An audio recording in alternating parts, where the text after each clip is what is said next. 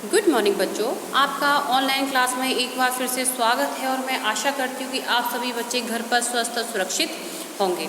बच्चों, आज हम कक्षा 3 की हिंदी व्याकरण पुस्तक पंखुड़ी का पाठ 11 पर्यायवाची शब्द का अध्ययन करेंगे। सबसे पहले ज़रूरत है यह जानने की पर्यायवाची शब्द क्या होते हैं।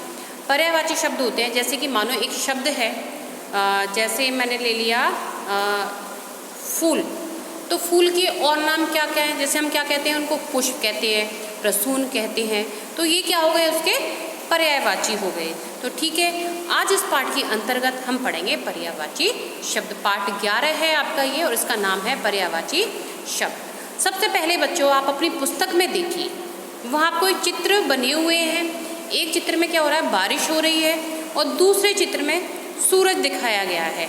सूरज इसलिए वहाँ एक साथ में बच्चा भी है, लेकिन सूरज क्या हो रहा है, बच्चे को गर्मी से उसका हाल बेहाल है, तो इसलिए वहाँ सूरज को इम्पोर्टेंस दी जाएगी। पहला जो चित्र है बारिश का, तो बारिश के पर्यायवाची क्या क्या होते हैं, बारिश के क्या क्या नाम होते हैं, जैसे वर्षा, बारिश, बरसात, वृष्टि। तो ये सारे क्या हो गए, वर्षा के पर्यायवाची शब्द हो गए। अब ये सूर्य है, सूर्य को हम क्या क्या कहते हैं, सूर्य कहते हैं सूरज, दिवाकर, भास्कर, भानु, रवि। तो इसके जो और नाम होते हैं वो सभी इसके पर्यायवाची शब्द कहलाते हैं। ठीक है बच्चों, अब इस चार्ट के माध्यम से देखिए आप, इसमें ये फ्लावर और ये सारी चीज़ें दिखाई, कितनी अच्छी तरीके से चित्र में बताया गया है, आपको समझ में आ जाएगा। वहाँ लिखा हुआ है सूर्य।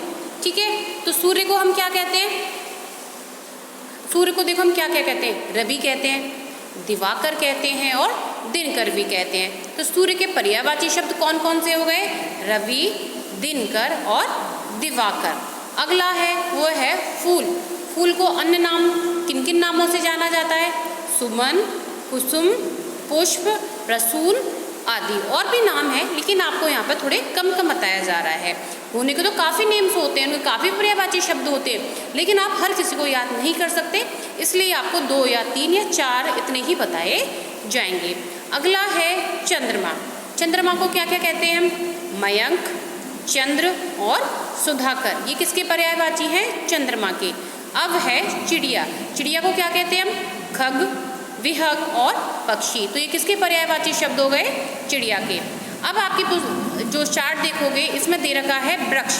वृक्ष के पर्यायवाची शब्द क्या होते हैं, तरु, पादप और पेड़। और भी है, बिटप है और भी है। ठीक है, अब है पानी। पानी के कौन कौन से पर्यायवाची शब्द होते हैं, नीर, अम्बु, जल। ठीक है, तो ये थे कुछ पर्यायवाची शब्द। अब हम आगे बढ़ते हैं। अब देखोगे इसके चार्ट में एक बादल बना हुआ है, तो बादल के पर्यायवाची शब्द कौन कौन से हैं, मेघ, घन, घटा, जलद और नीरद, ये बादल के पर्यायवाची हैं। और दूसरे चार्ट में देखोगे आकाश का चित्र दे रखा है, आकाश में बादल हो रखे हैं, तो हमें पता लगेगा कि वो आकाश का चित्र है। तो आकाश के पर्यायवाची शब्द कौन से हैं, नभ, गगन, व्योम, अंबर और आसमान। ये किसके पर्यायवाची शब्द हो गए, ये हो गए आकाश के पर्यायवाची शब्द। तो शायद मैं आशा करती हूँ कि इन चीज़ों से आपको समझ में आ रहा होगा कि पर्यायवाची शब्द क्या होते हैं। अब देर एक घर बना हुआ है, तो घर के क्या क्या होते हैं, आवास, घर, गृह, निकेतन आदि, ये घर के पर्यायवाची शब्द हैं।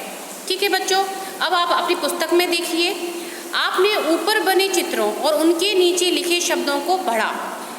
यहाँ एक ही चित्र के 4-4 नामों का प्रयोग किया गया है, इसे ही हम क्या कहते हैं, पर्यायवाची शब्द कहते हैं। यानी कि एक नाम के अनेक नाम और भी उसके नाम होना ही पर्यायवाची शब्द होता है।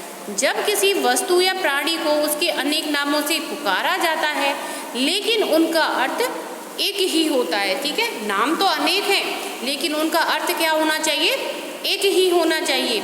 ऐसे शब्दों को पर्यायवाची शब्द या समानार्थी शब्द कहते हैं। इस प्रकार हम कह सकते हैं कि, अब ये परिभाषा दे रखी है बच्चों, और इस परिभाषा को आपको याद करना है।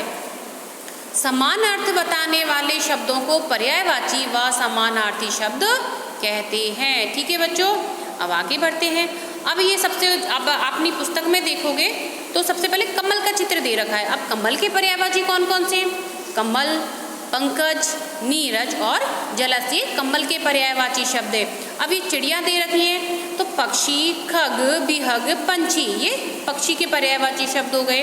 अब एक महिला का चित्र दे रखा है, औरत, स्त्री, नारी, महिला, नाम अलग अलग है लेकिन एक ही के बारे में कही जा रही है ये सारी चीज़ें। अब आप देखोगे नीचे लिखे पर्यायवाची शब्दों को पढ़िए और याद करिए। अब आप अपनी पुस्तक में देखोगे तो कुछ पर्यायवाची शब्द दे रखे हैं। बच्चों इन पर्यायवाची शब्दों को आपको अच्छे से याद करना है। कम से कम 2 पर्यायवाची शब्द तो आपको याद करने ही करने हैं। बाकी की ज़्यादा हो जाते हैं तो बहुत अच्छी बात है, लेकिन कम से कम 2 पर्यायवाची शब्द आपको याद करने ही हैं। तो सबसे पहले देखेंगे तो एक तरफ शब्द दे रखे हैं, आगे उनके पर्यायवाची शब्द दे रखे हैं।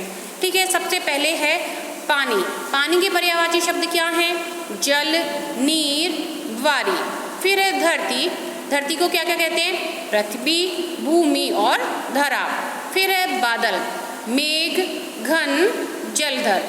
फिर है रात। रात को हम किन किन चीज नामों से पुकारते हैं? रात्रि, निशा और रजनी। फिर है नदी। नदी को सरिता, तटनी और तरंगिनी। फिर है पेड़। पेड़ को हम क्या क्या बोलते हैं? वृक्ष, तरु और विटप। अब आगे और भी दे रखे हैं, उनको भी देख लेते हैं। पहला है हवा। हवा को हम कहते हैं पवन, वायु और समीर। आकाश, आसमान, नभ और गगन। बगीचा, बाग, उद्यान, उपवन। फिर है मित्र, दोस्त, सहचर और साथी। फूल को पुष्प, सुमन, कुसुम। फिर है आग, अग्नि, अनल और पावक। ठीक है बच्चों, तो आपका ये चैप्टर था यही समाप्त हो जाता है। जो भी चीज़ें मैंने बताई जैसे कि परिभाषा याद करनी है और जो ये पर्यायवाची शब्द दे रखे हैं इनके कम से कम 2 पर्यायवाची शब्द आपको याद करने ही करने हैं। अब हम एक बार रिकॉल कर लेते हैं कि हमने जो पढ़ा क्या पढ़ा था। ठीक है, सबसे पहले इसकी क्या परिभाषा ही दे रखी है। समान अर्थ बताने वाले शब्दों को पर्यायवाची या समानार्थी शब्द कहते हैं। हिंदी भाषा में अनेक शब्दों के पर्यायवाची शब्द होते हैं। ठीक है बच्चों, तो आपका पाठ यही समाप्त हो जाता है। आपका जो वर्क है वो आपके व्हाट्सएप ग्रुप में PDF के जरिए आएगा। आपको अपनी कॉपी में स्वच्छ सुंदर राइटिंग में करना है, साथ के साथ इस वर्क को याद भी करना है। धन्यवाद।